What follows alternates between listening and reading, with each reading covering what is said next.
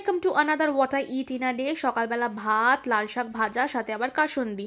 এর সাথে ছিল হচ্ছে উচ্ছে আলুর চচ্চড়ি, আর ছিল হচ্ছে স্যালাড, আর ছিল হচ্ছে চিংড়ি মাছ, যেটা খেতে তো আমার ভীষণ ভালো লাগে। অনেক মাস পর খাচ্ছি, মানে আগের দিন রান্না হয়েছিল, সকালবেলাও খাচ্ছিলাম অফিস যাওয়ার আগে। তো এই এত কিছু সুন্দর করে খেয়ে আমি চলে গেছিলাম অফিস।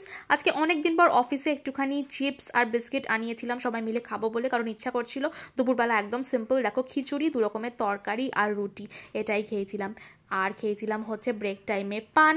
তারপর গেছিলাম মিষ্টির দোকানে, ওখানে গিয়ে বেশ অনেক রকম মিষ্টি খেয়ে ফেলেছি আজকে, শনপাপড়ি, কাজু কাতলি, এইসব। তারপর গেছিলাম হচ্ছে ট্রেড ফেয়ারে, সেখানে গিয়েও মিষ্টিই খেয়েছি আমি। ওখানে মিষ্টির একটা সুন্দর স্টল ছিল, ওখান থেকে আমি সর ভাজা খেয়েছিলাম। এই সর ভাজাটার দাম 50 টাকা। Yes, I had to mention this. এই সর ভাজাটার দাম 50 টাকা। খেতে অসাধারণ ছিল, কিন্তু 50 টাকা ভাবলেই কান্না পাচ্ছে। এনিওয়ে, এটা ছিল আমার রাতের ডিনার। ঝাল ঝাল করে আলু পোস্ত, আর ছিল হচ্ছে কাঁচকলার কাটলেট, ছিল হচ্ছে মাছের দু রকমের আইটেম, একটা লোটে মাছ আর একটা হচ্ছে কোপ্তা কারি। এটাই ছিল আজকের ওয়াটার ইটিনারে।